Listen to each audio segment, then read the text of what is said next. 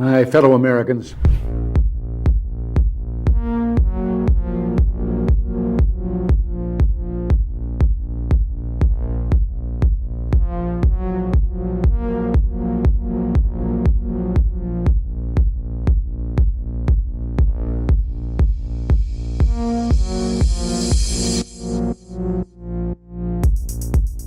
I can no longer remain in today's Democratic Party that's under the complete control of an elitist cabal of warmongers who are driven by cowardly wokeness, who divide us by racializing every issue and stoking anti-white racism, who actively work to undermine our God-given freedoms that are enshrined in our Constitution, who are hostile to people of faith and spirituality, who demonize the police but protect criminals at the expense of law-abiding Americans, who believe in open borders, who weaponize the national security state to go after their political opponents, and above all, who are dragging us ever closer to nuclear war.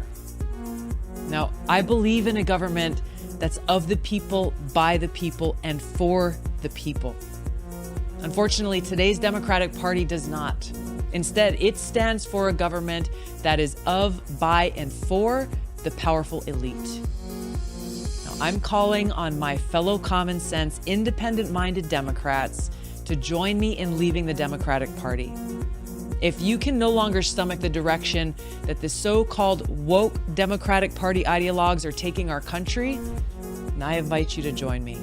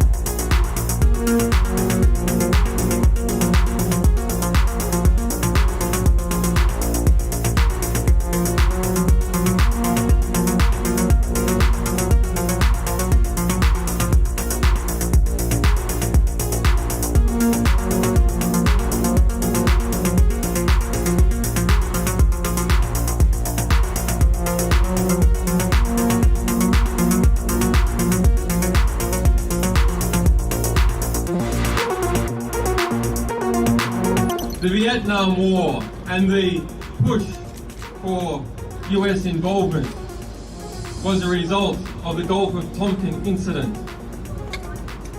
A lie. The Iraq War famously is a result of lies. Wars in Somalia are a result of lies. The Second World War and the German invasion of Poland was a result of carefully constructed lies. That is war by media. Let us ask ourselves, of the complicit media, which is the majority of the mainstream press, what is the average death count attributed to each journalist?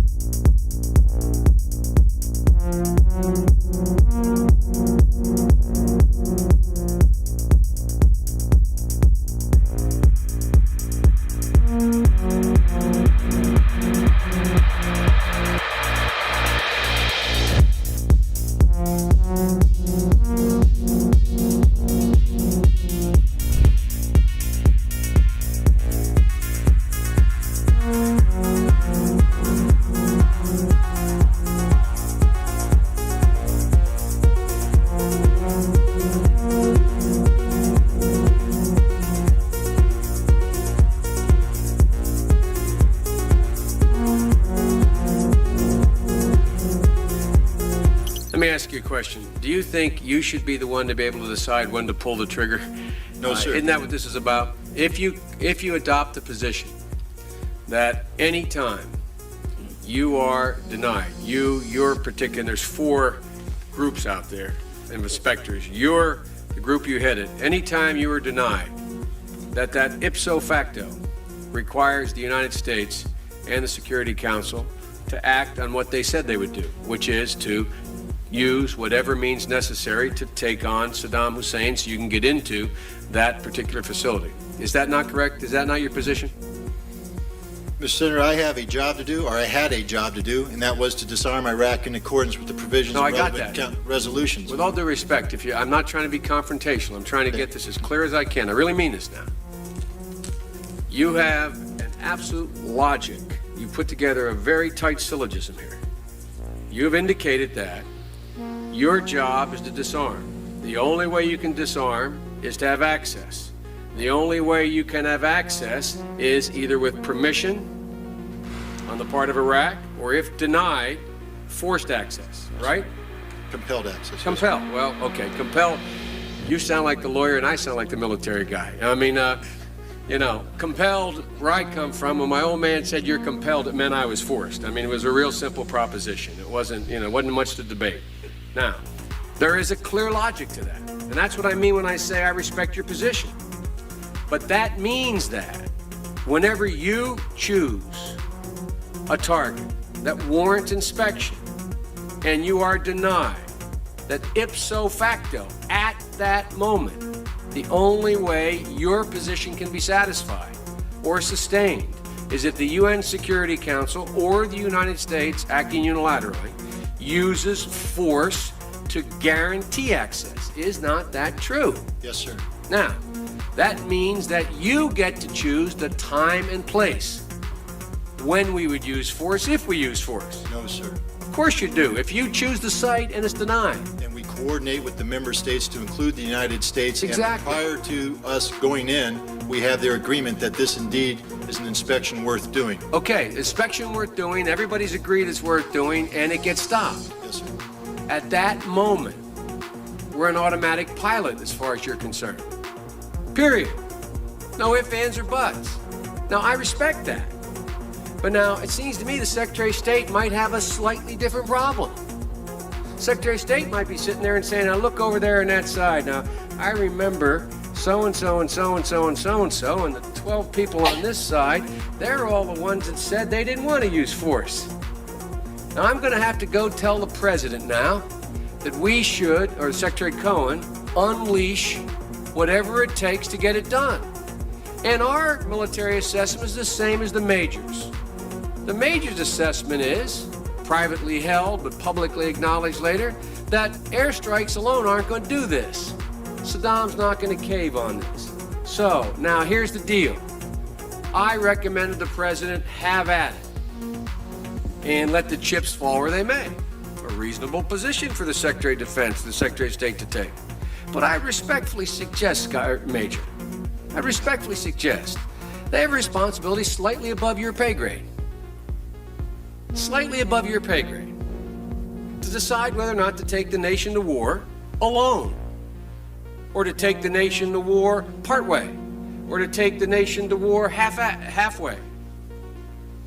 That's a real tough decision. That's why they get paid the big bucks. That's why they get the limos and you don't. I mean this sincerely. I'm not trying to be flip, because I think, and that's why I said at the outset, the reason why I'm glad you did what you did, we should come to our milk. We should make a decision. But in terms of whether the Secretary of State has no more to consider than you do as the arms inspector. You didn't get in, didn't get my job done, get me in. Period. You made the deal, right? That's the deal. A deal's a deal. Get me in. Scott Ritter, I'm ready to go. It's not how it works. Now, maybe it should work that way. But wouldn't you acknowledge that if you were President of the United States or the Secretary of State, you'd sit there and say, now, okay, old Scotty boy didn't get in. We said he should get in. We want him to get in. It's important that he does get in.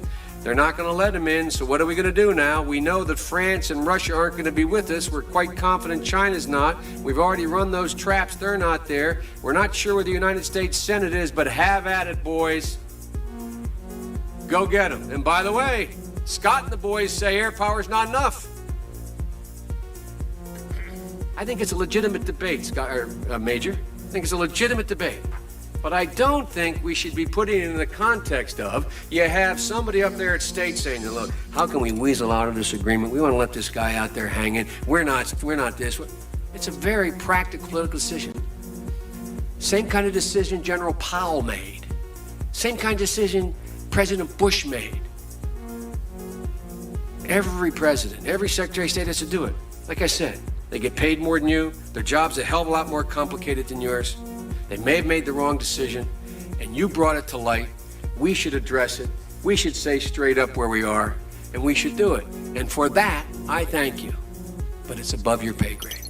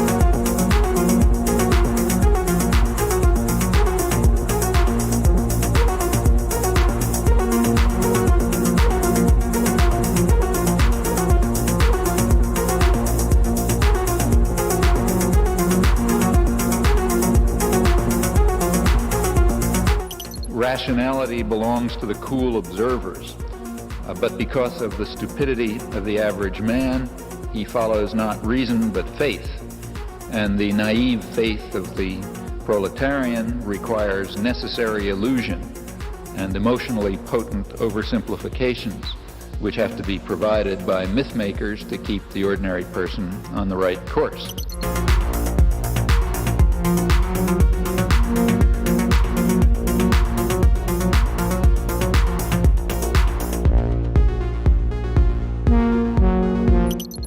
That I'm allowed to ask you this question is because today the federal court ruled that the government doesn't have the right to determine who is or is not a journalist. This is the second election in a row that the court had to overturn your government. Do you still insist on being able to make that decision, and why? First of all, questions around accreditation were handled by the press gallery and the consortium of networks who have strong perspectives on quality journalism and the important information that is shared with Canadians. The reality is organizations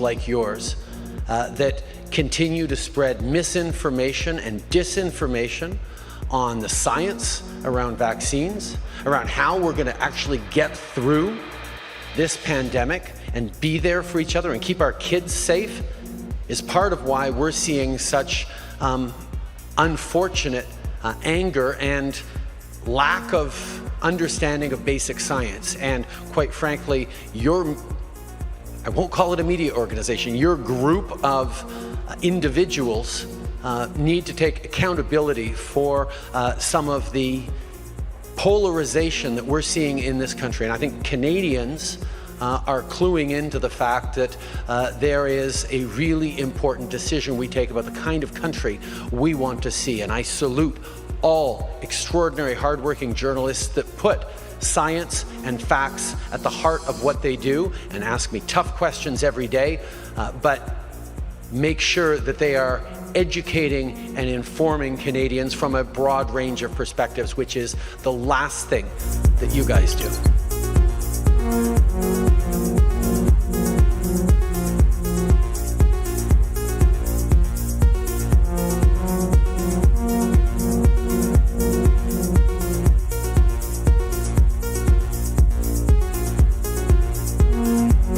Killed a million people in Iraq. That is a separate... You killed 1 million people in Iraq. It's incredible that you have the brass neck to be sitting here now urging another Iraq war. George, after if what I you've was already still in done. Parliament...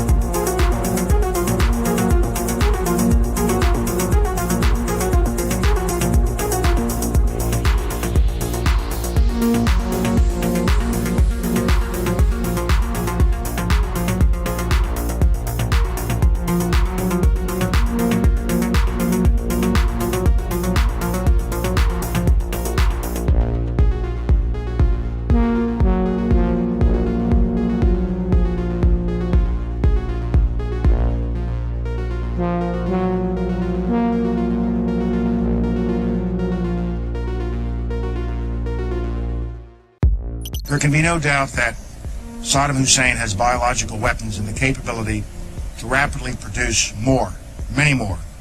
And he has the ability to dispense these lethal poisons and diseases in ways that can cause massive death and destruction. If biological weapons seem too terrible to contemplate, chemical weapons are equally chilling. UNMOVIC already laid out much of this, and it is documented for all of us to read in UNSCOM's 1999 report on the subject. If we consider just one category of missing weaponry, 6,500 bombs from the Iran-Iraq war, UNMOVIC says the amount of chemical agent in them would be on the order of 1,000 tons. These quantities of chemical weapons are now unaccounted for. Dr. Blick says, quipped that, quote, mustard gas is not marmalade. You are supposed to know what you did with it. We believe Saddam Hussein knows what he did with it, and he has not come clean with the international community. We have evidence these weapons existed. What we don't have is evidence from Iraq that they have been destroyed or where they are. That is what we are still waiting for.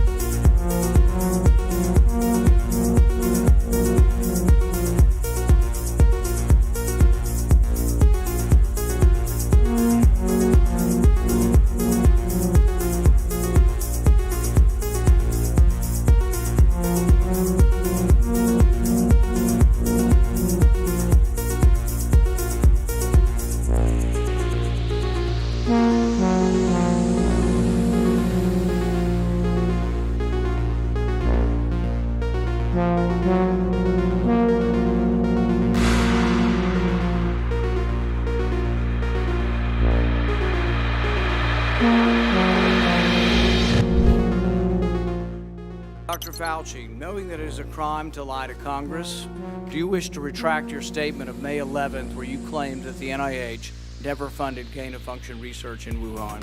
Senator Paul, I have never lied before the Congress, and I do not retract that statement. This paper that you are referring to was judged by qualified staff up and down the chain as not being gain of function. Let me finish. You take an animal virus and you increase its transmissibility to humans. Right. You're saying that's not gain of function? Yeah, that is correct. And Senator Paul, you do not know what you are talking about, quite frankly. And I want to say that officially. You do not know what you are talking about. Okay, you get one person. Let's read from the NIH definition of gain of function. This is your definition that you guys wrote. It says that scientific research that increases the transmissibility among mammals is gain of function. They took animal viruses that only occur in animals and they increased their transmissibility to humans. How you can say that is not gain of function? It is not. It's a dance, and you're dancing around this because you're trying to obscure responsibility for 4 million people dying around the world from a pandemic. And let's let Dr. Fauci. I have to, well, now you're getting into something. If the point that you are making is that the grant that was funded as a sub-award from EcoHealth to Wuhan created SARS-CoV-2. That's where you are getting.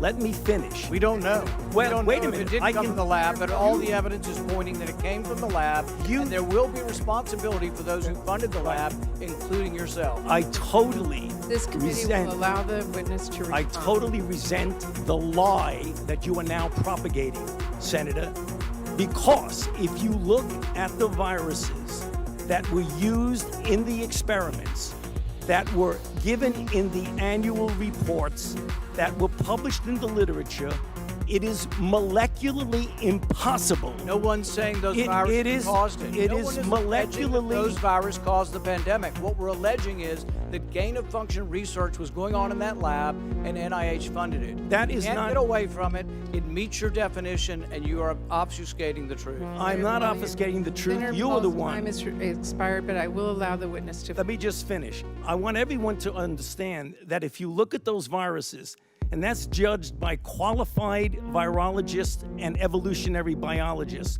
those viruses are molecularly impossible to result No in one's saying those viruses SARS-CoV-2. caused the pandemic. Senator Paul, We're saying they are gain-of-function viruses because they were animal viruses that became more transmissible in human, and you funded it. And you admit the truth. And you implying... Senator Paul, your time has expired, and I will allow witnesses who come before this committee to respond. And you are implying that what we did was responsible for the deaths of individuals. I totally resent that. And if anybody is lying here, Senator, it is you.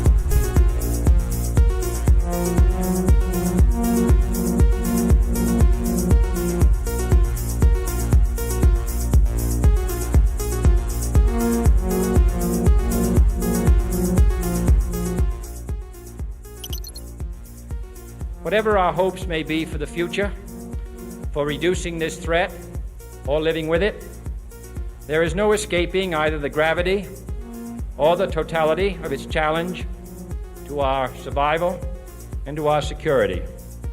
A challenge that confronts us in unaccustomed ways in every sphere of human activity.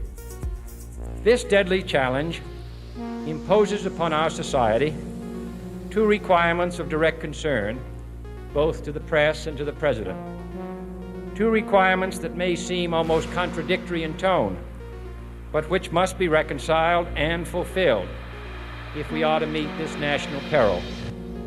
I refer first to the need for far greater public information, and second, to the need for far greater official secrecy. The very word secrecy is repugnant in a free and open society, and we are, as a people, inherently and historically opposed to secret societies, to secret oaths, and to secret proceedings. We decided long ago that the dangers of excessive and unwarranted concealment of pertinent facts far outweighed the dangers which are cited to justify it. Even today, there is little value in opposing the threat of a closed society by imitating its arbitrary restrictions. Even today, there is little value in ensuring the survival of our nation if our traditions do not survive with it. And there is very grave danger that an announced need for increased security will be seized upon by those anxious to expand its meaning to the very limits of official censorship and concealment. That I do not intend to permit to the extent that it's in my control. And no official of my administration, whether his rank is high or low, civilian or military, should interpret my words here tonight as an excuse to censor the news, to stifle dissent, to cover up our mistakes, or to withhold from the press and the public the facts they deserve to know.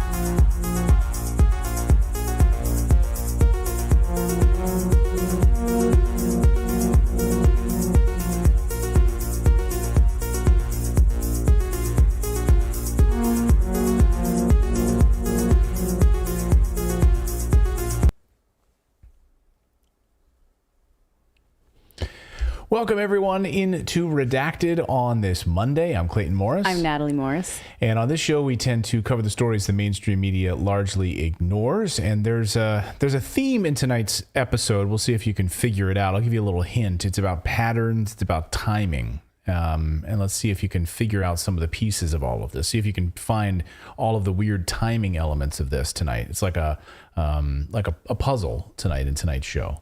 It's a synchronicity. I guess. Yeah. Either it's total coincidence or it's all part of the plan. Well, but you're going to find in tonight's show these little pieces and see if you can put it together. You get a prize at the end of the show. Which is?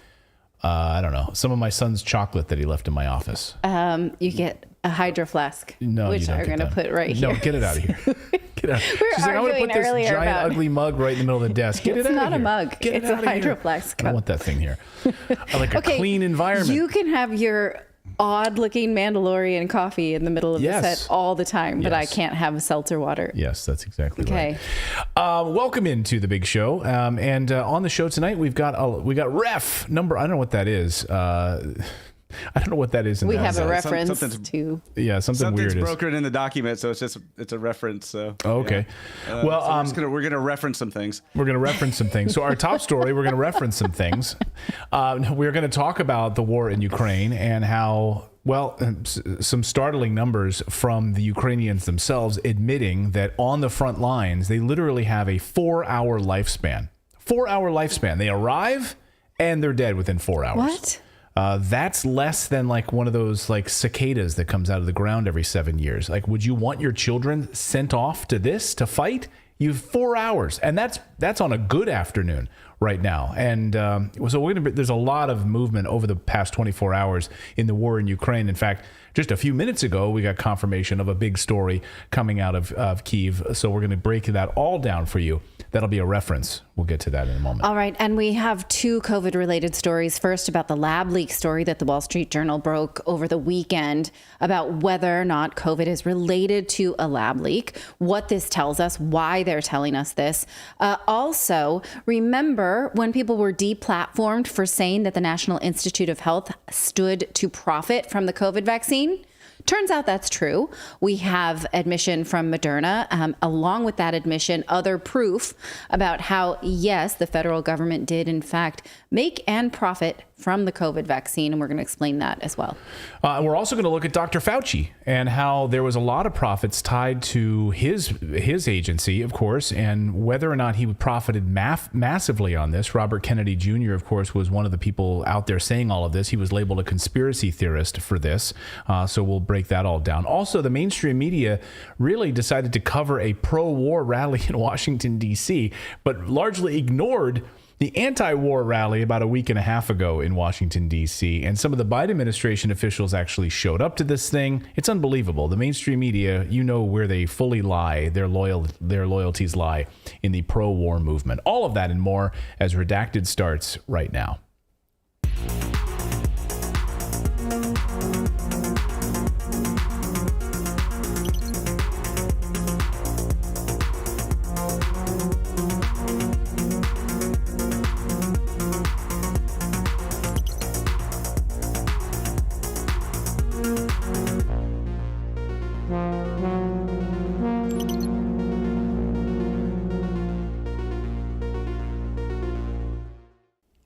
All right. Thank you for joining us on this Monday. Before we get started, we want to remind you that we have a daily newsletter started this week. Monday is that's how you start your week, right? With the Redacted newsletter.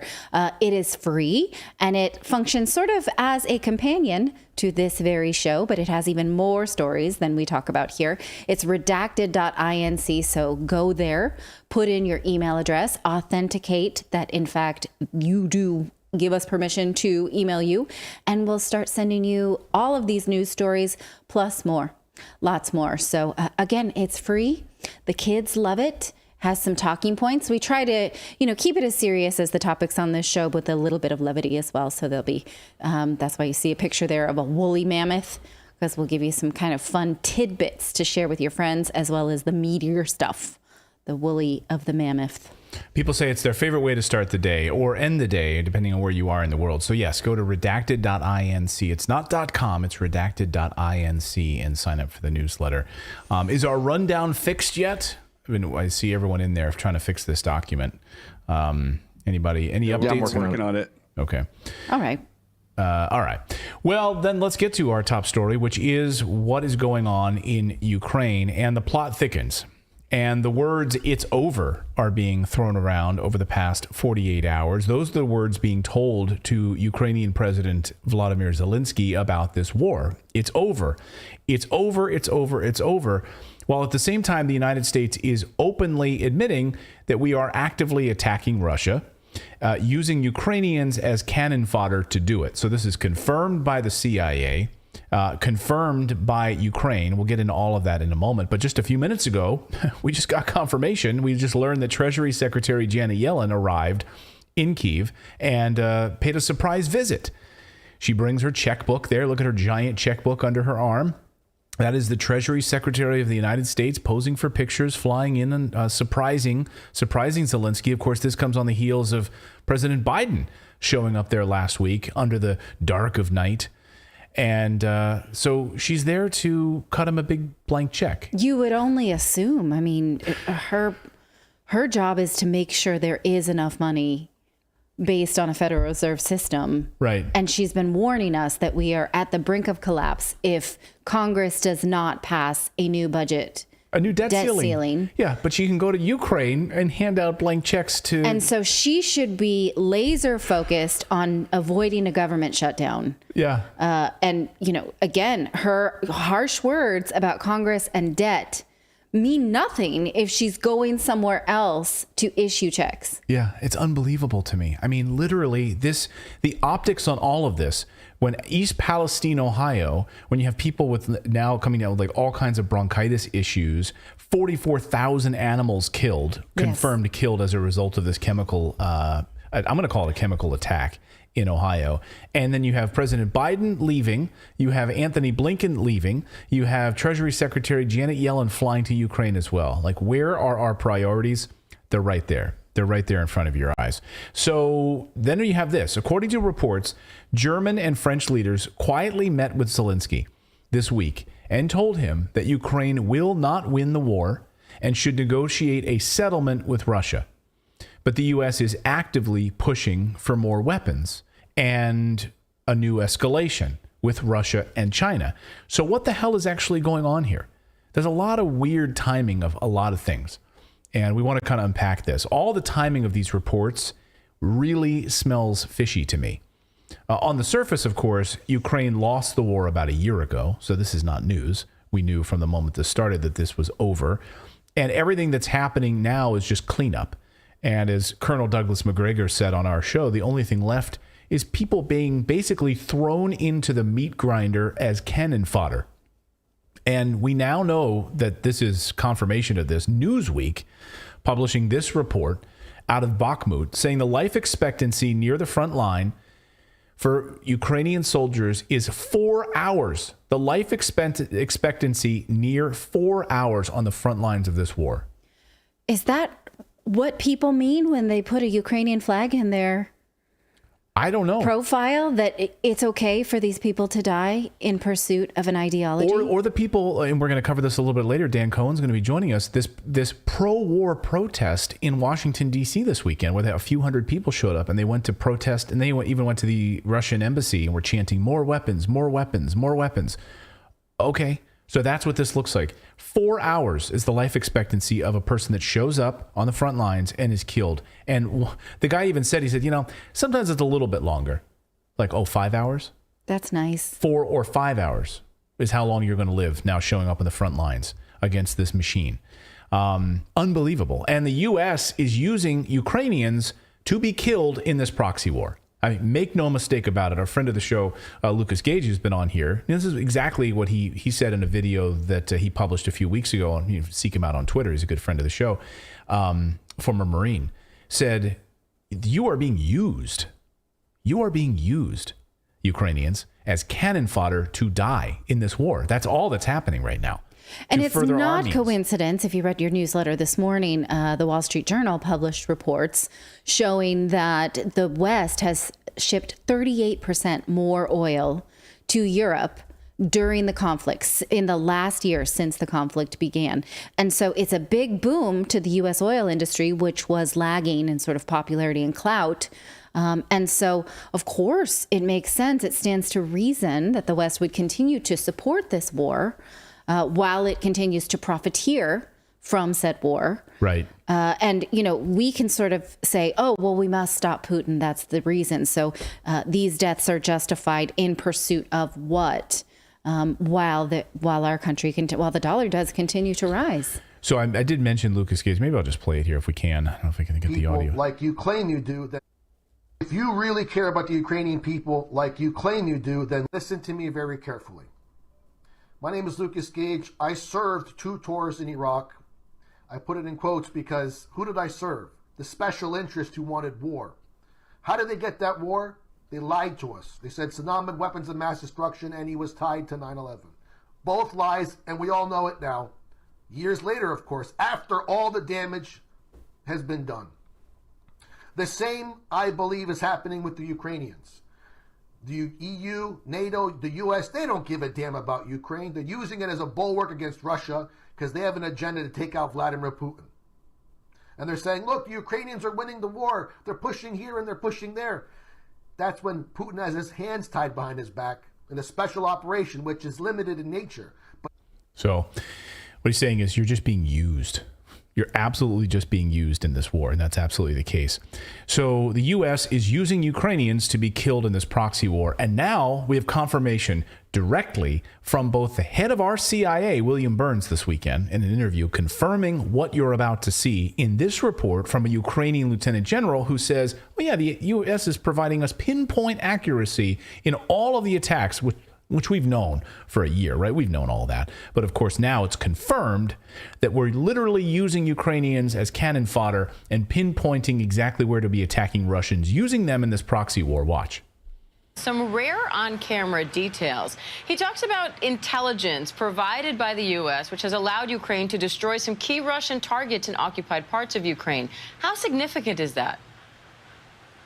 I think it's really significant, Diane. So this was Lieutenant General Sergei Nayev. He's one of Ukraine's top 5 commanders in the country. He's in charge of all forces across northern Ukraine, close to that border with Belarus. We've had the warnings about possibly Russia launching an attack from there. The Washington Post broke this story from anonymous sources, but I think to have a top-ranking Ukrainian commander go on camera about this and be so explicit about the detail was quite illuminating. I mean, effectively, the Lieutenant General told me that Ukraine is getting real-time data exchanges with the Americans. The US is basically helping Ukraine to pinpoint targets. So the Ukrainians are the ones who are coming forward with the targets. They're saying, OK, we want to target, this is the target, say an ammunition depot in Russian-occupied Ukraine in a certain area. They'll then go to the US, and the US is effectively, according to the Lieutenant General, pinpointing, giving them more accurate coordinates for them to then launch missiles using those US-supplied HIMARS, which we've been seeing. Yeah. So what happens is, right, so then where those missiles are launched from, that spot gets destroyed.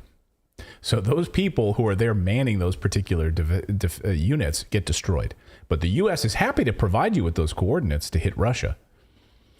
So the U.S. is using Ukraine to attack Russia. We've always known this, but we have this now top Ukrainian lieutenant general confirming this, and then the CIA, the head of the CIA, also confirming this. So this weekend, the mainstream media went on this like bender, feeding us this incredible diet of propaganda. Yes. It was unbelievable going through this weekend. Served up by the deep state. Without a doubt, this came right from the intelligence state. When I say deep state, what I mean is the permanent government. You know, like when Biden leaves, when Trump leaves, when Bush leaves, they're still there. They stay. That's the deep state. It was almost like a graduation ceremony. Like, look, we got to 1 year of the war. Right. Great. Or like a wedding anniversary, like many happy returns. Yeah. Here's what we've been able to do. Look, we've been like Vladimir Zelensky. We've been loving you so long. Right. Yeah, we've been together. I got you some flowers, and I got you another $10 billion is also what we gave them for the anniversary gift. Can you get that for me next year? the flowers. So this weekend, the mainstream media fed us a steady diet of this propaganda, and it was amazing coming, and specifically the deep state trying to push us into a direct conflict with Russia and China. Here's the front page of Drudge this afternoon. This is, by the way, you can say whatever you want about Drudge. I read it to see what the propaganda is by the deep state. Drudge is literally the most read news website in the whole world, if I'm not mistaken. I think those are the numbers, right, on the whatever ComScore numbers or whatever. The number one most read news website in the world. So however you feel about that, warning all of us that, hey, China better back off. That's what they're telling us right here in a number of different pieces they're linking to here, that China better back off. This U.S. warns China, don't help Russia. And over the past week, the United States has been making baseless claims that China is joining the war in Ukraine. When China went to the United Nations last week and said, we need peace. You're never going to achieve it by sending weapons. Right. And there's zero evidence they've done so. In fact, the New York Times came out with a piece saying that, the Wall Street Journal came out with a piece saying, China is providing drones to Russia. And then at the end of the piece, they go through in detail and they basically explain, no, they're not, that they're actually, they manufacture pieces that then the UAE builds and is sending them through. Has nothing to do with China other than, China builds a lot of stuff. As Caitlin Johnstone points out, the article was literally just about how China makes a lot of stuff. You could make the same argument about, the Internet of Things, about anything, because I think, as Edward Snowden points out in his book, that somewhere between 60 and 80% of all connectivity hits through American servers. So you could say that the United States is doing the same thing. But the United States runs the Internet. Because most Internet connectivity that is now being used for defense or not defense, offense, right, it is also being run through the U.S. So the same propaganda can cut both ways. So over the past week, the United States has been making all of these baseless claims, and this weekend they really ramped it up. And that that China is sending lethal weapons into Russia, and that NATO needs to fight back on all of this. They're hoping that you'll believe this story. They're hoping that you're believing that China is on the offensive. They're trying to invade the United States with balloons. They are actively trying to help Russia against NATO. And last week, Secretary of State Blinken said, we're worried, that China is sending lethal weapons to Ukraine. And CBS News, once again, helps put any of this propaganda on television. You're going to see a steady diet of CBS stuff here in just a moment. Watch. This is Blinken pushing this total garbage line. Watch. There is open source reporting that Chinese companies are providing surveillance equipment to that mercenary group, the Wagner group, fighting in Ukraine. Does the U.S. consider this to be providing military support to Russia? We've been concerned from day one about that possibility. In fact, if you go back to the very first conversations that President Biden and President Xi had about Russia's war of aggression against Ukraine, just a couple of weeks into the war, President Biden shared with President Xi our deep concern about the possibility China would provide lethal support to Russia in this effort. So I also loved the framing of that. She's like, there's independent reporting now. There's open source reporting, like whatever the hell that means, that now, in fact, we know that China is, in fact, trying to provide, they're thinking about it, trying to provide lethal weapons to Ukraine or to Russia. What do you think about that? That's how these reporters, you're going to see NBC, CBS, and ABC all funneling these questions to these guys. Like, here's your softball question. Yeah. I think that this is an attempt to rile up the right that is starting to turn into the peace party until it comes to China, because the right has been critical of arming Ukraine. Right. And is starting to get louder. The left has always been this like party of peace, but not anymore. There's no peace in the left anymore. The right is starting to bubble up some signs of like, let's not drag this out into an expensive war. But as soon as you say China, you rile, and that became very apparent to me when now presidential candidate Vivek Ramaswamy has started to up his anti-China rhetoric in order to fit in with the right, which is confusing. I know, because his whole book, whatever it was called, Woke Incorporated. And, he talks about a bunch of stuff in that, but he's really amplified on Twitter, like his anti-China rhetoric lately. And you see this, you're absolutely right. Like suddenly now you're seeing anybody who is like sort of anti-Ukraine war, you throw in the China mix. That's why this whole timing is so amazing. Yes, because it's a dragnet. Yeah. Because anyone who wants to be critical of Russia, then it's sort of like, I don't know. Yeah, it's a dragnet. It's like, oh, you're pro-peace against Russia. Let's drag you in with China.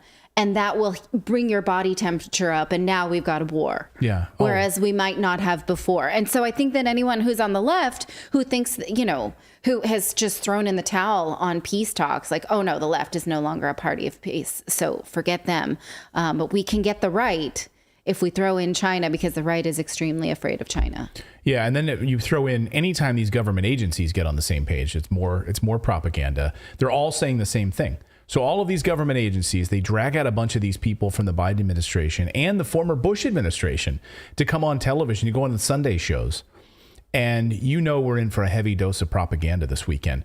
If you've watched for our show for any length of time, the warning signs when you're being gaslit, right?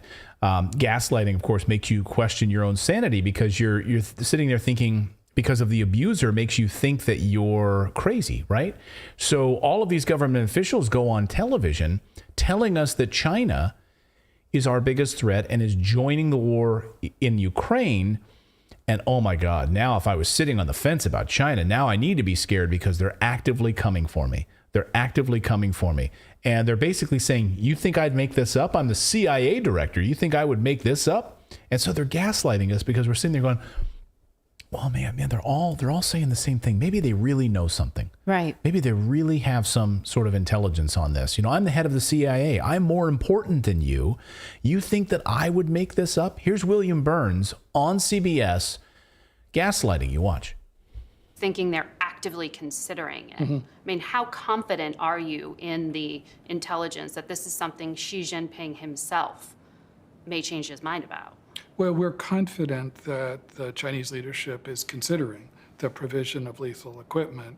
We also don't see that a final decision has been made yet, and we don't see evidence of actual shipments of lethal equipment. And that's why I think Secretary Blinken and the President have thought it important to make very clear what the consequences of that would be. Yeah, so the consequences of that would be war, right? So we have intelligence that says that Xi is thinking about sending lethal weapons to Ukraine. What intelligence gives us people's thoughts? Brain transparency? But we know he's thinking it, but we also know he hasn't done it yet. So this is like our warning to you. Like, this is why we need to spend more money in Ukraine. This is why we need to really ramp up our shipments of weapons and money into a proxy war, because he's thinking about it. We also need to send more troops to Taiwan, which we did this week and announced, and open more military bases in the South China Sea, because he's thinking about it. This is, it's unbelievable. And we're supposed to believe that? Well, I know we're not. Go ahead. Oh, sorry. I was going to say, I know we're not suggesting that the CIA director, who you could kind of call like the head spy in the U.S., would be deceiving us. No, of course not. That is literally his job as deception. That's like what they do. And this is William. Yeah. Here's William Casey, the former CIA director. He says it perfectly. This is the former CIA director. We'll know our disinformation program is complete when everything the American public believes is false. From a former, that's from his first staff meeting in 1981. We'll know our disinformation program is complete when everything the American public believes is false. So. Okay. William Burns, the head of the CIA, goes on CBS News, which is a mouthpiece of the intelligence state, and we're all sitting there over drinking our cups of coffee on Sunday morning supposed to believe that, because it's all the propaganda. So CBS... We're supposed to get ourselves riled up. Oh, yes, China, existential threat. Yeah, that's exactly what it is. So CBS literally has the head of the CIA on trying to get the truth, trying to get the truth about China and Russia. And then CBS is not alone in this. another mouthpiece of the intelligence state, Andrea Mitchell from NBC News, giving another softball lead-in question about China. This is to the ambassador of the UN, Linda Thomas Greenfield. Here's my question to you. It's a lead-in softball question about how dangerous China is. Here you go. Here's your question. Watch. What do you say to China now that China is considering weaponizing, rearming Russia? Wouldn't that be a game changer? It certainly has been made clear to the Chinese, from President Biden to President Xi. Secretary Blinken made that clear to Wang Yi in Munich this past week, that China should not get involved in this war in the sense of providing lethal weapons to the Russians. That it would be a game changer, and it would be something we would have serious concerns about. Yeah. What intelligence do they have that Russia is running out of weapons? Or needs it, right? Like, we're literally hearing from Western leaders in the top of this piece we just talked about, telling Zelensky it's over. Like, you're done. And the destruction of their army is all but just, what's left is, again, the cleanup, right? So the mission is almost complete. And again, so what do you need? You need China to step in with what at this point? It makes no sense. I don't know. So then CNN, this is amazing. Watch CNN. So we have CBS, NBC, CNN, all on the same page with this propaganda over the past 24 hours. Here's CNN's Dana Bash asking another ridiculous softball, intelligence state prepared softball question of Jake Sullivan. Now, you remember, Jake Sullivan is one of the people Seymour Hersh highlights as responsible and involved in the Nord Stream pipeline story. So just watch this intro question. How concerned, just kind of look at this big picture, how concerned are you about these two major U.S. adversaries working together on the battlefield in Ukraine, and what that means sort of more generally about the relationships here? Well, look, the U.S. position in this conflict is straightforward. We're not going to stand by and allow one country to roll over another country and try to wipe it off the mat. And we're going to build and have built a coalition of more than 50 nations to resist that and help the Ukrainians defend their own territory. China's position in this is much more awkward. In fact, there was just a vote at the UN General Assembly in which China abstained. They did not vote with Russia. They were one of a number of countries that just tried to stand on the sidelines. When China talks rhetorically about the war in Ukraine, they tie themselves into knots. Yeah. I love her question. How concerned are you about this massive threat of these two adversaries? They're an adversary. To call for peace and say you cannot obtain peace with weapons is not rhetorical. Right. So, I mean, maybe if she had watched or read their statement from the United Nations next week, she could have asked a follow-up question that was relevant about what is rhetorical about saying weapons are not going to work to obtain peace, and peace needs to happen immediately. No, they won't get that nuance. They've been handed scripting from this, their intelligence sources. And so they think that these intelligence sources that they have inside of Washington are like high level. They're being fed a crock of crap, of course, because they're on the take. And then in one of the most remarkable things I've ever seen on television, guys, I'm just curious. Let me know in the chat if you've ever seen anything like this, what I'm about to show you. I've never seen anything like this. CNN set up a town hall meeting with Ukrainian soldiers on the front line. The very same Ukrainian soldiers who we reported at the top of the show have a 4-hour lifespan now. And they did a question and answer session with our national security advisor, Jake Sullivan, in, I don't know, like some sort of armored vehicle. CNN somehow managed to get cameras and lights and do the whole thing and do a satellite feed connecting soldiers on the front line with Jake Sullivan, asking them about more ammunition, more weapons. Watch this. Is the U.S. government planning or considering launching the production of ammunition specially for Ukraine? I mean, 155 caliber shells, 120 caliber mines, and of course, HIMARS missiles. Do you consider this plan? And if your answer positive, could you please tell me When are you going to realize this? Thank you. Well, first, Igor, before I answer the question, I just want to say that as you stand out on the front lines tonight, you're defending the freedom of your country, but as President Biden said in Warsaw 2 nights ago, you're defending freedom everywhere. And so I want to say thank you for your bravery, your courage, and for the men and women who are fighting with you. We are grateful for all that you do, the sacrifices that you are making. For our and we proxy can't war. even begin to imagine the difficulties and the trials that you've gone through. Yeah, because What we're we doing can this do to you. Is everything in our power. I want to point out that it says that this is via Starlink, Yeah. which said they weren't going to do this anymore. So way to go on that plan. Yeah, so Elon Musk, what are you doing here? Your Starlink. They're using Starlink to be able to communicate via Starlink. Yeah.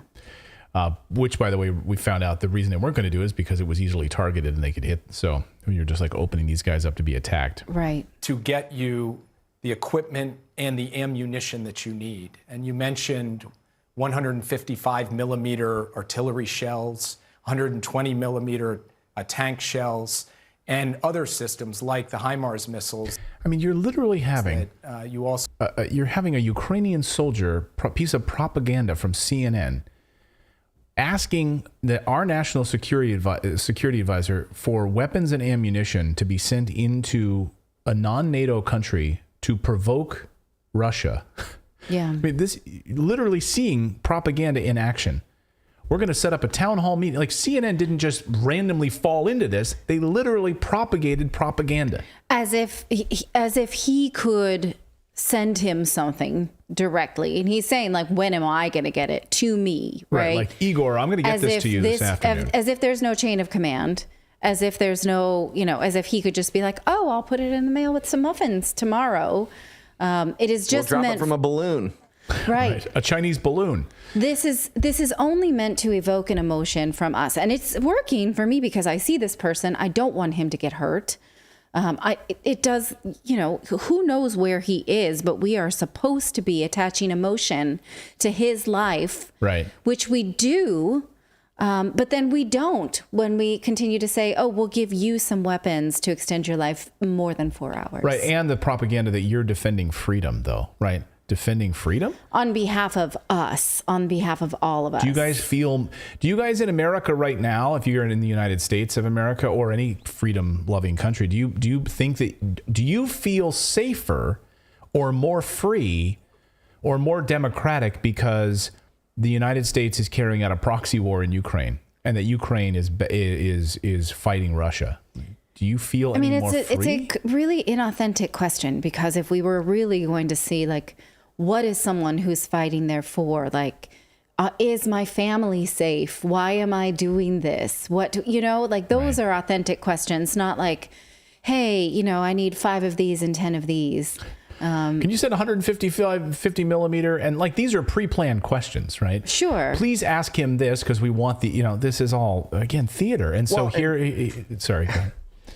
Well, I was just going to say, from a production standpoint, that's what I do. Looking at that quality of that video, that does not look like that's somebody that's out in the front lines via Starlink, because I've used Starlink. It's not that fast. And that's a clear signal that I'm able to send with a gig to you in Portugal. And that looked like crystal clear. Yeah. And there was no delay. I mean, it just looks like that person, like, they're not showing anything out around him. It's nice and tight. So that guy could be located in a satellite room somewhere in, the center of Ukraine. I don't buy, based on the quality, that dude is out on the front lines. Well, neither do some of these tweets too. Camus here, I love this tweet, says, is there anything on CNN that isn't staged? Good question, Camus. Good question. Frosty says this in a tweet: wonder what it would have been like if American soldiers had a chance to question and answer the national security advisor like this. Right? I mean, this is a part of, like, American soldiers don't even get this kind of access to ask questions like this. Like, hey, I have a question. I'm over here live. I'm in Syria. Can you tell me why I'm in Syria? Did we declare war on Syria? Like, why the hell am I here stealing their oil? Mr. Security Advisor, can you answer me that question? Wouldn't that be great? Yeah. Or why don't we get some of the American soldiers who are in Ukraine right now? want to get them on camera and ask questions. They're not supposed to be on camera because we're all to pretend that they're not even in Ukraine right now. Go ahead, Philip.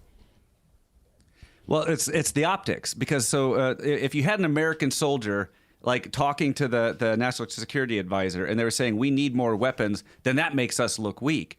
But if we have somebody that we're defending by sending them democracy and weapons and they look weak, then that is the play of like, look how strong we are. We're upholding these people. So that's why you would never see that, because it's all the optics of it. Like they need this kind of Q&A, because then it just shows like, well, look how important it is. These people need more bullets and we're the ones to give it to them. Yay, freedom. That's a great point about how it sets up the authority. Yeah. Yeah. And the deep state really wants a full-scale war here. They even dragged it out. They even dragged out neocon Condoleezza Rice out of her war coffin this weekend to praise President Biden's policy in Ukraine. So he's doing a great job. Like, Condoleezza Rice is praising Biden. She says, but we should be sending some more weapons. It's not happening as fast as I would like. And then you had Mike McCall also being dragged out. He said, it's going good. It's going good. But we should send them F-16s. So we need to send them jet aircraft now. That's the next stage in all of this. So Putin responded to all of this theatrics and said, quote, the more long-range Western systems are being delivered to Ukraine, the farther we will be forced to move the threat from our borders, end quote. Like, that's how Putin's saying, like, okay, you keep sending this stuff, we will continue to push that threat further and further away from our borders. And now we learned those HIMARS that we sent them, they're out of range now. They can't hit Russia. They can't hit these soldiers anymore. They've been pushed so far back that the only thing we can do now is send them longer range weapons. So that's the next question. What are they going to do? Are we going to send jets? Are we going to send longer range missiles now to Ukraine? Because the high-tech HIMARS systems that they've sent are now useless. So that's the latest on that. We've got more news to get to here on your Monday. We're going to look at this lab leak story out of Ukraine. This lab leak story out of China, and what is going on with the timing of all of this, with the news reports on this sudden. Now we're confirming the lab leak theory. Like, the U.S. is now confirming what you called a conspiracy theory, and it all comes as we're trying to go to war with China over the past 48 hours. The timing is unbelievable. Yes, but first we're going to tell you about our friends over at Scoremaster. Charging higher interest is how banks make more money off of you, and they make a lot more of your hard-earned money. If your credit score is just okay, but not great, Scoremaster is the new science in accelerating credit scores, and it puts you in control of your money, not the bank. So let's say your credit score is about 650 and you're borrowing maybe $500,000 to refinance your home. Well, starting at Scoremaster could save you over $75,000 in interest over the life of your loan or more. That's $75,000. That's your money, not the bank's money. And that's the genius behind the Scoremaster 3-week rule, especially now with soaring interest rates. It only takes a minute to get started, and you can add 30 to 100 points in about 3 weeks. Sorry, not 300 weeks, just 3 weeks, depending on your credit file. So before you apply for any loan, auto, lease, or credit, start at Scoremaster. Visit scoremaster.com/redacted for your special 7-day trial. Again, your special 7-day trial is waiting for you at scoremaster.com/redacted. All right. Well, the Wall Street Journal says that the U.S. Energy Department has concluded with low confidence that COVID became a pandemic due to a lab leak in Wuhan, China, based on new intelligence.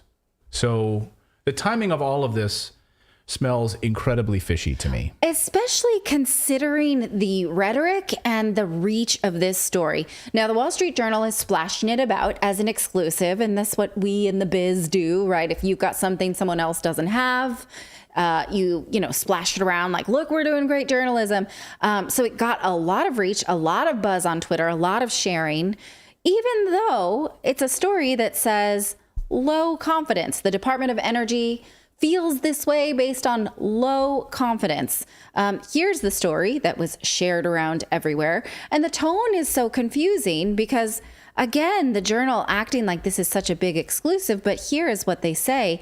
The Energy Department made its judgment with low confidence, according to the people who've read the classified report. But the FBI previously came to this conclusion that the pandemic was likely the result of a lab leak in 2021 with moderate confidence, and still holds this view. But the headline says lab leak most likely origin of COVID-19 pandemic. Energy Department now says. So that's what the headline says, but then the article says low confidence. Most likely is not a confident statement. But I mean, here's the thing. All of it. So we'll get into the details of this and why they're saying this now. But what I don't get, think about just this in context, right? We talked earlier before the show, at the start of the show, about tonight's show is about puzzle pieces and timing, right? Think about all the timing related to this.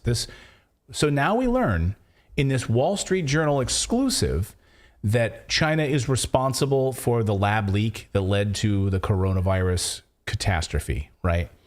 And this comes literally on the same day as every member of the Biden administration is on all of the Sunday shows talking about China as a threat. They've been thinking about sending lethal weapons to Ukraine, and we're warning them. We're sending additional troops to Taiwan.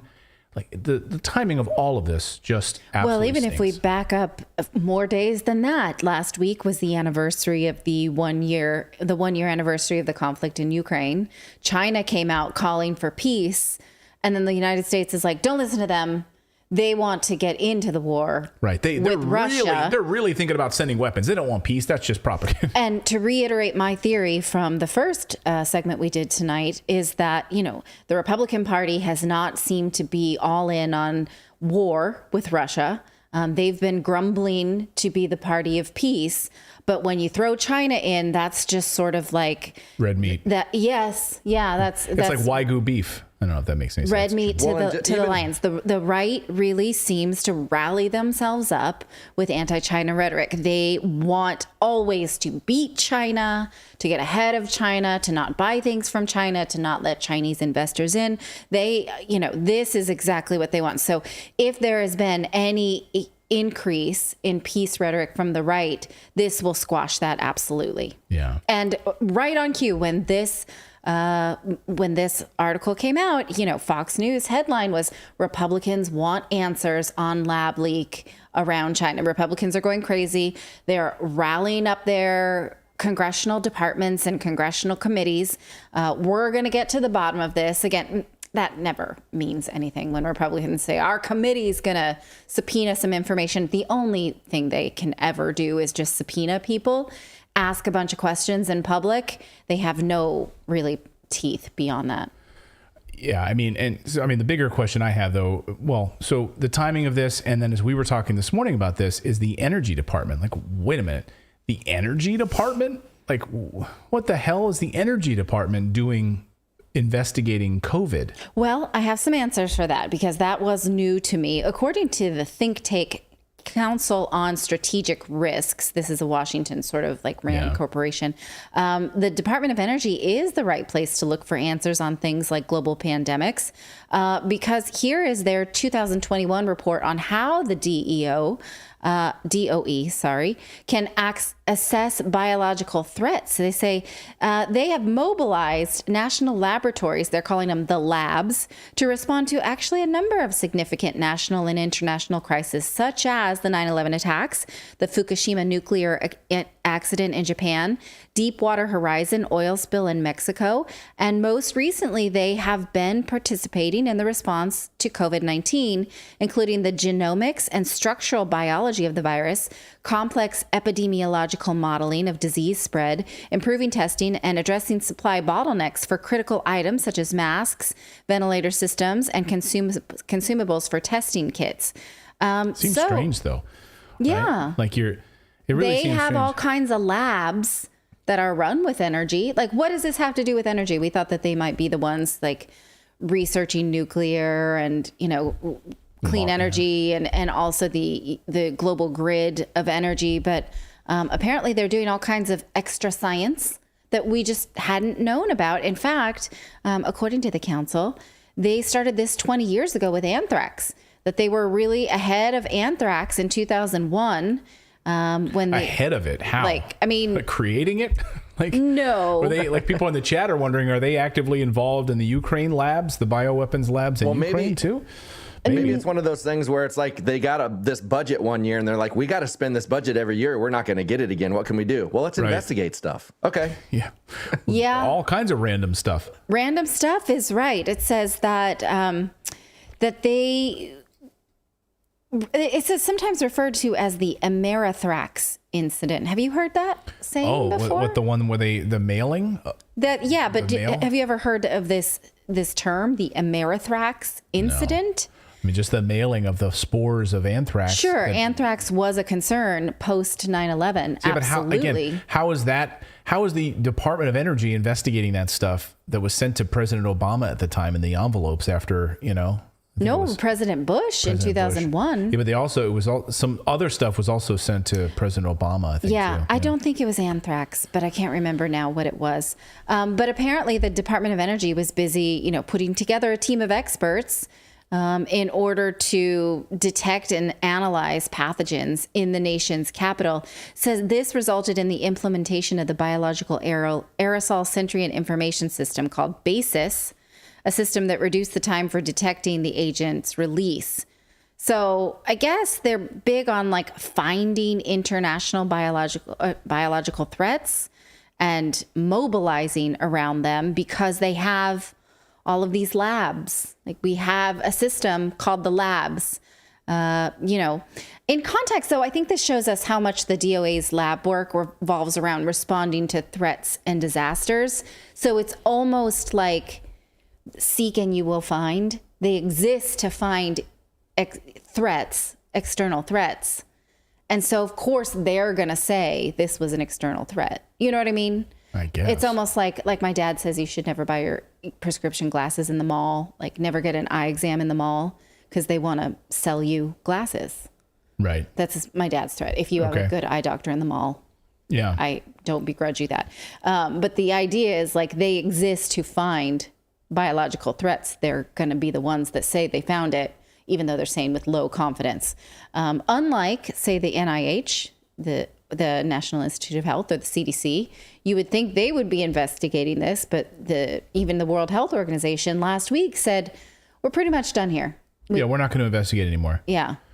Because of all of these conflicting government organizations, though, the Biden administration is still being cagey about this lab leak theory. Here is National Security Advisor Jake Sullivan on CNN this weekend saying that the Biden administration is really not ready to call it on this lab leak theory. I want to ask about a new Wall Street Journal report out this morning that a classified intelligence report from the Department of Energy concludes that the coronavirus pandemic most likely did not emerge naturally, but it did come from a laboratory leak. Did the coronavirus pandemic start in a lab? Is that what you believe now? Well, Dana, there is a variety of views in the intelligence community. Some elements of the intelligence community have reached conclusions on one side, some on the other. A number of them have said they just don't have enough information to be sure.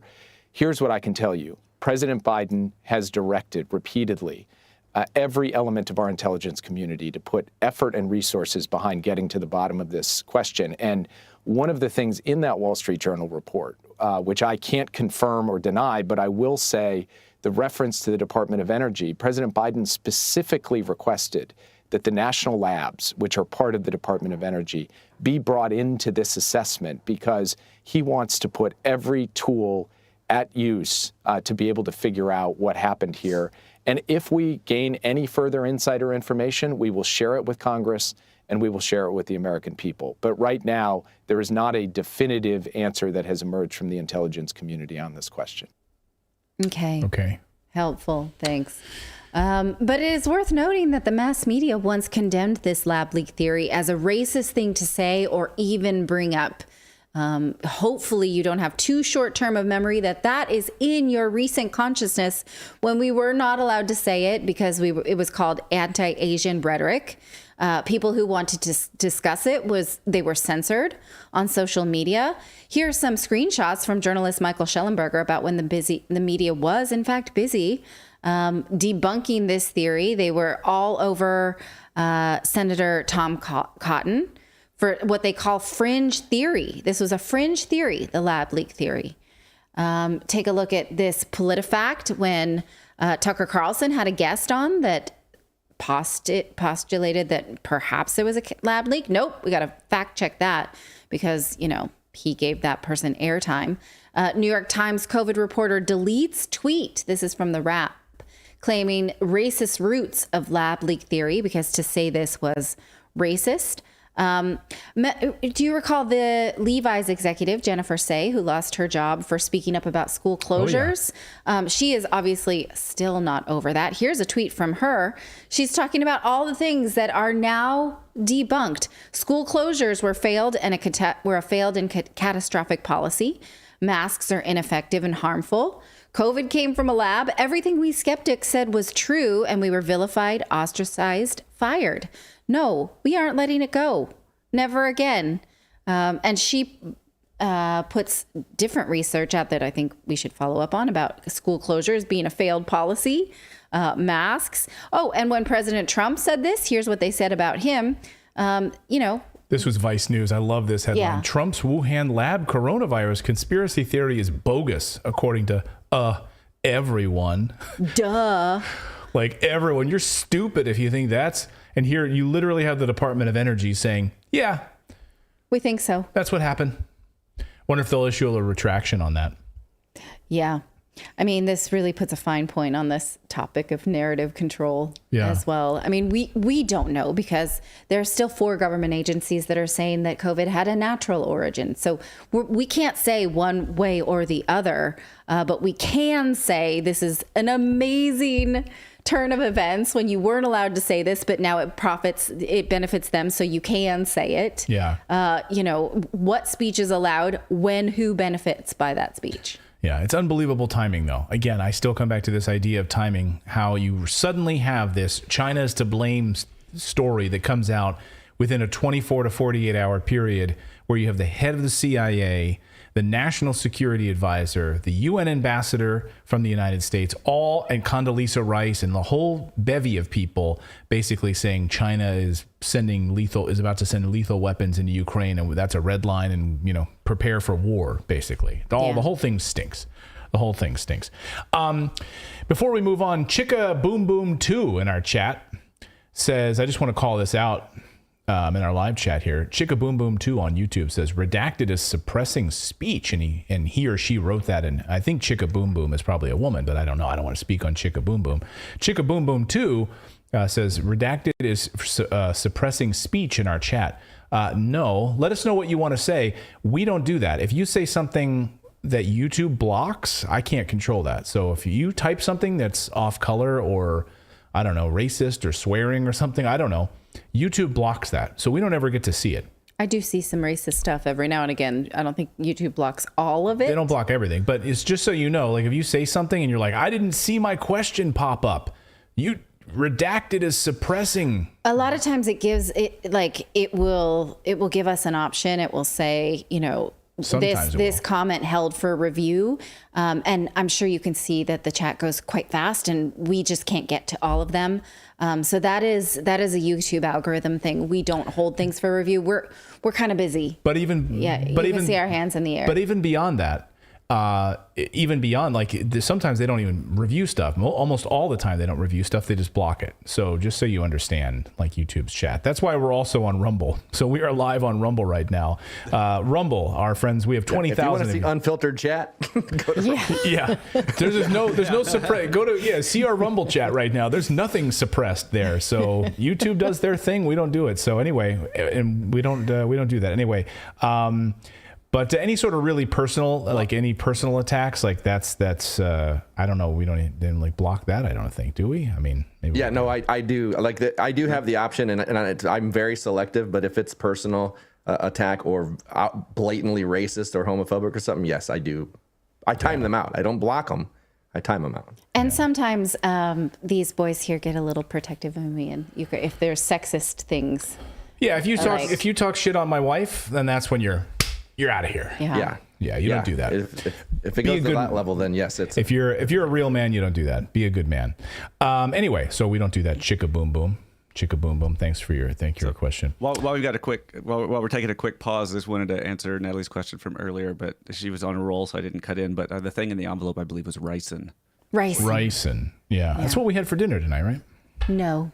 We had lasagna. Chicken and ricin. That's one of my favorite. Ricin pilaf. Ricin pilaf. It's so delicious. So good. Takes years off your life. All right, let's talk about this story. So we had a bombshell report out today confirming what many in the media called a conspiracy theory that Dr. Fauci's agency profited off of the COVID vaccines. We are talking about the National Institute of Health that people were saying did own pieces, bits and parts of the witch's brew that was the COVID vaccine. Yeah. Because it was a little bit of this, little bit of that. We know that now because the New York Times confirmed that Moderna will pay out the federal government and 2 private universities for the technology that it used in the COVID vaccine to the tune of $400 million. It's an amazing revelation, right? Because you're a conspiracy theorist that Dr. Fauci's and his agency's making money off of COVID vaccines. Really? And the New York Times confirms this? We know this now because they say that Pfizer already did this and Moderna disclosed it in its financial documents just last week. So this is the $400 million is not the number. That's the number that Moderna paid. But we know from this reporting that other pharmaceuticals did too. We also know that this is not even the only thing that they will benefit from. So let me take you through it. But first, David, you make your point and then we'll go through it. Yeah. So, I mean, this is like, he's probably the lowest paid one out of everyone getting paid from that. But you're also talking about the guy that was in control of the labs, Right. So, I mean, Dr. Fauci. Hey, I'm going to make you a bunch of money. Yeah. He's in control of the labs and lied about it, said he had nothing to do about it. Then that was revealed that he was lying in front of Congress, right? And Senator Rand Paul's not done with him. And then this was a lie, that they weren't making money off of this and lied about it. And now we know that he was. How many other things has he lied about in this? And as taxpayers, we didn't get a return on this investment either. So I'm going to take you through that. The crazy part is that the National Institute of Health had this patent and let Moderna not pay out on it immediately. Again, the government is picking winners and losers. Like Moderna, use it. We got an IOU, get back to us whenever. Can we do that on our taxes? Here, according to the New York Times, the NIH tends to be uneasy about aggressively asserting legal rights to its work, experts said, a stance that some activists believe hurts taxpayers who face higher prices for medicines developed with government funding and research. In the case of the dispute over the spike protein technique, experts said the NIH was a particularly tricky position because of its parallel fight over who ultimately invented the vaccine. So think about this for a second.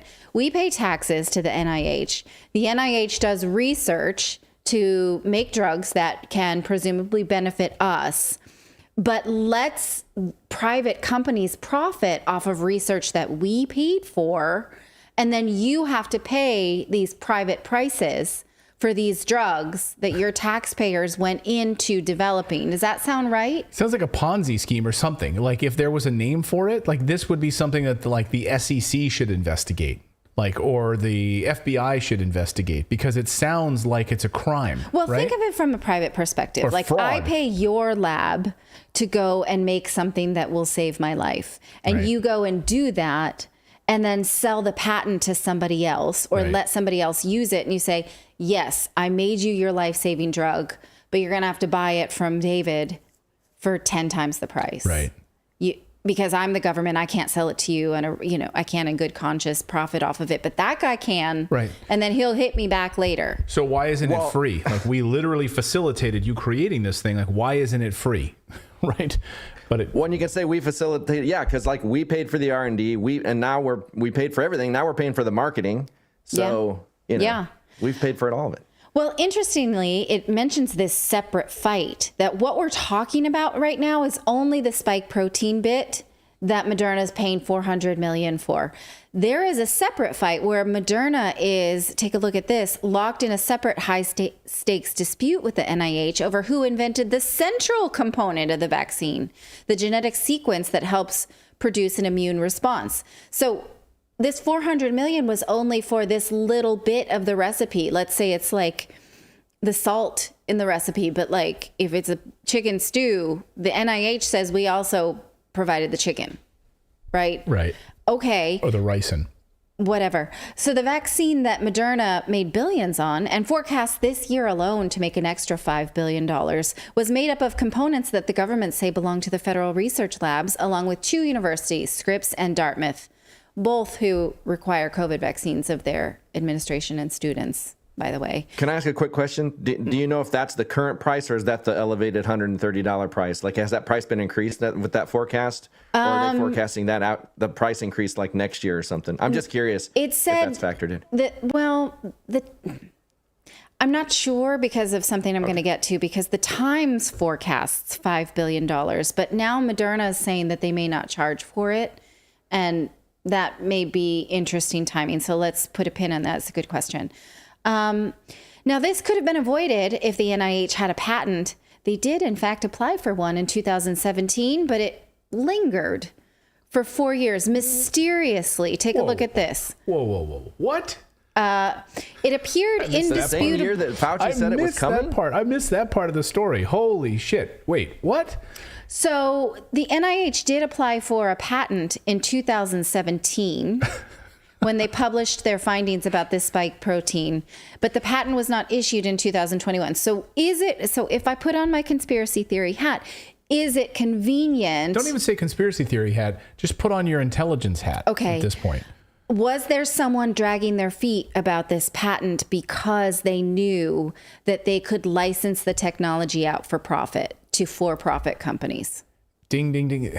I'll take that answer for 100, Alex. Okay. Yeah, I'm gonna go with that as a. Yeah, I'm gonna go with that. I'm gonna go with that. Yeah, that's what I'd go with. I'm not gonna work here anymore. I'm gonna go with that. Okay.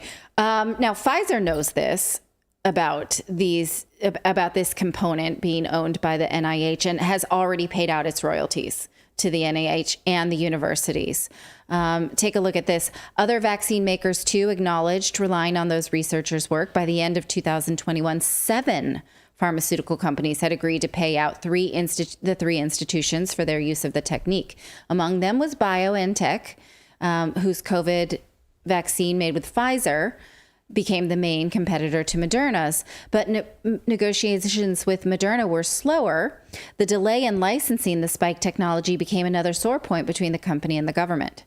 Now, Moderna will pay out this big lump sum and a royalty on future COVID vaccine sales, but maybe, so this gets to David's question, maybe this is why now Moderna is saying they will still provide the COVID vaccine for free, even when the government no longer pays from it. This from the Epoch Times just last week, saying they reverse course, say people won't have to pay for COVID-19 vaccine. The details of this are very fuzzy. I don't think they're saying we're going to make it for free but they could be saying that because what they've negotiated with the government is they'll pay them this lump sum plus a percentage of future royalties. Well, what if there's no future royalties? What if they're saying, oh, but now we're giving it away for free? Right. So the future royalties dries up because, hey, it's not a concern anymore. We need to move on to our next pandemic. Right. After the influx is done, now that it's all over and everybody's gone through it, we'll give it away now. Yeah. Now we need to move on to monkeypox or whatever. So that's what we'll make our next round. Now that one's not going to be free. Yeah.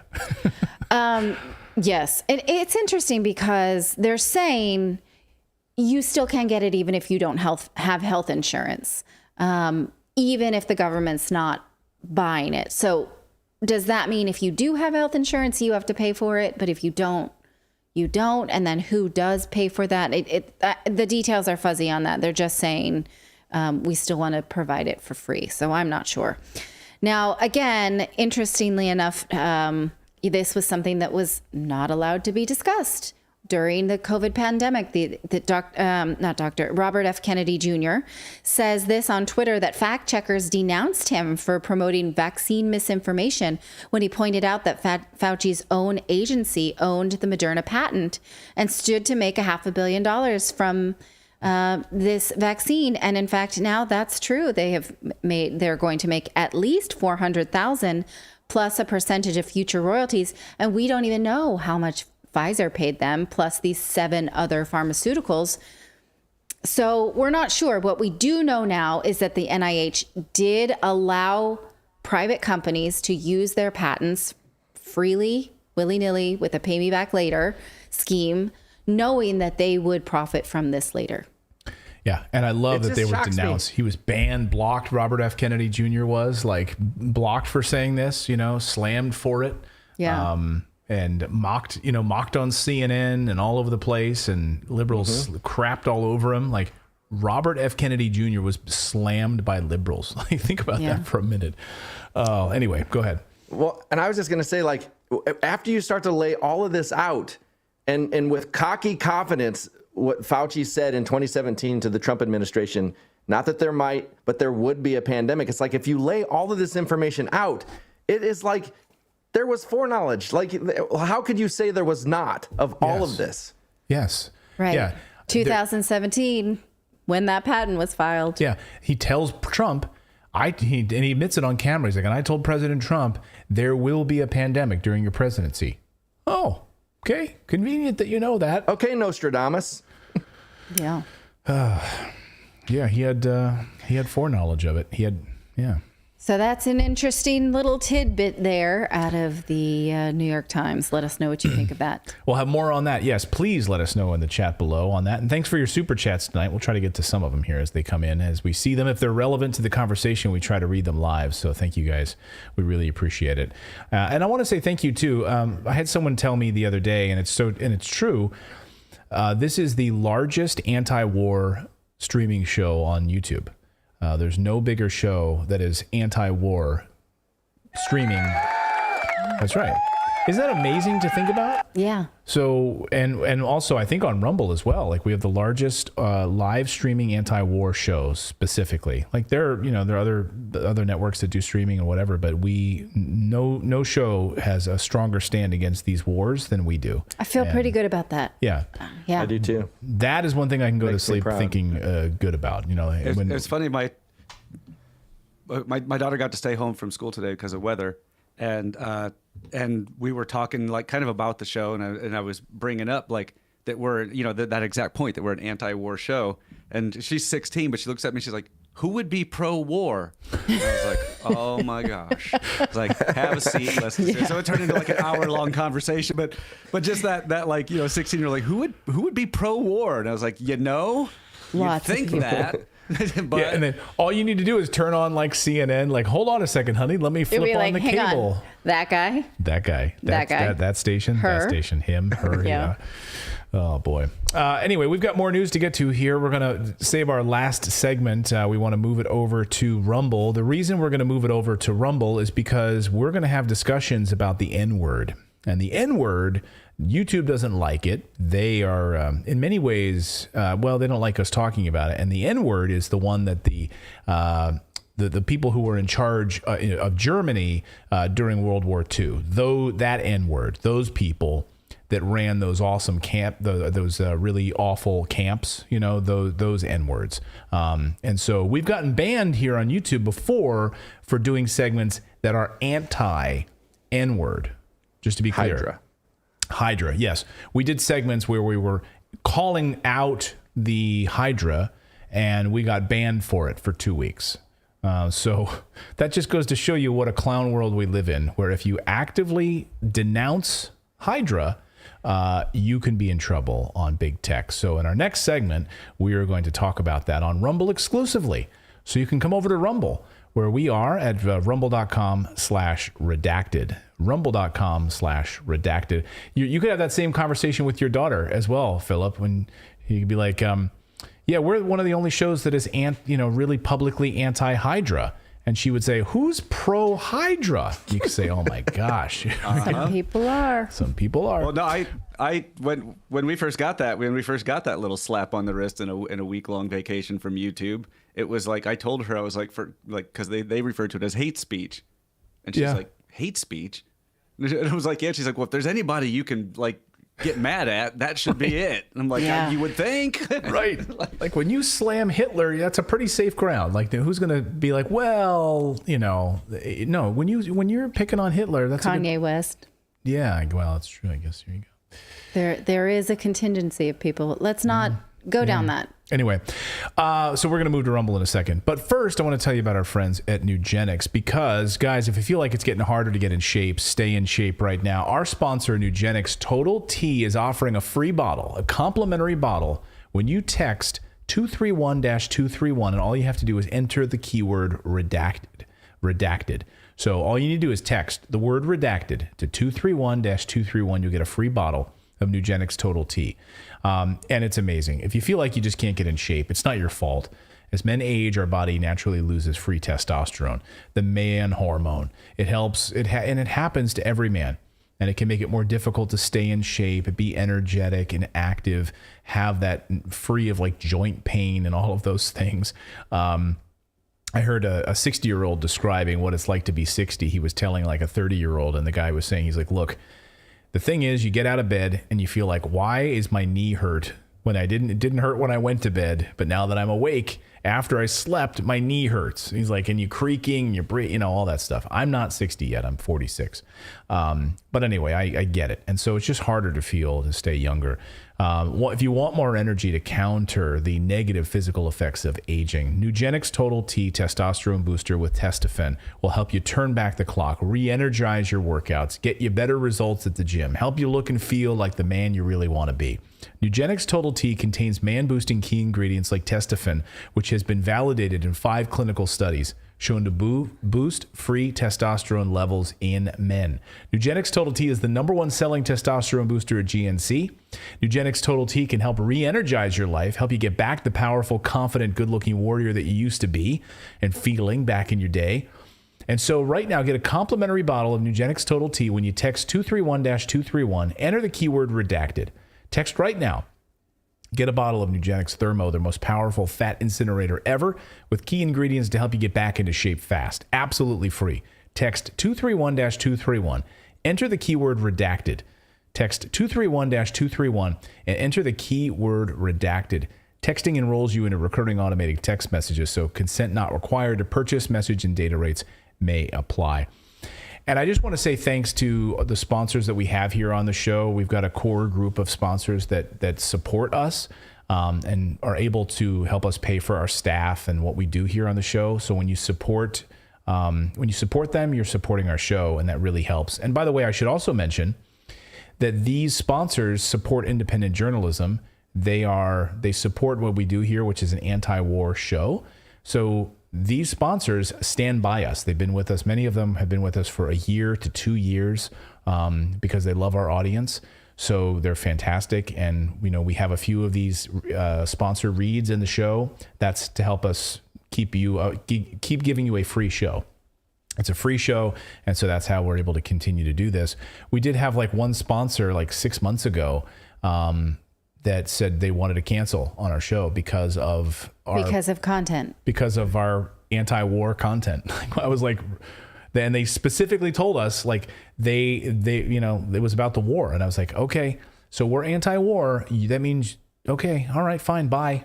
And so anyway, I just want to point out that the sponsors that are here on our show are here because they want to be here and they want to support anti-war, and they want to support what we do. So anyway, just wanted to say that. So thanks to our sponsors. All right, we're going to move over to Rumble for our final segment here. If you go to rumble.com/redacted, that's where we're going to go. So bye everyone on YouTube, and we'll be back here at 4 p.m. Eastern time tomorrow. The stream will continue right now on Rumble, so come on over. The water is warm on Rumble.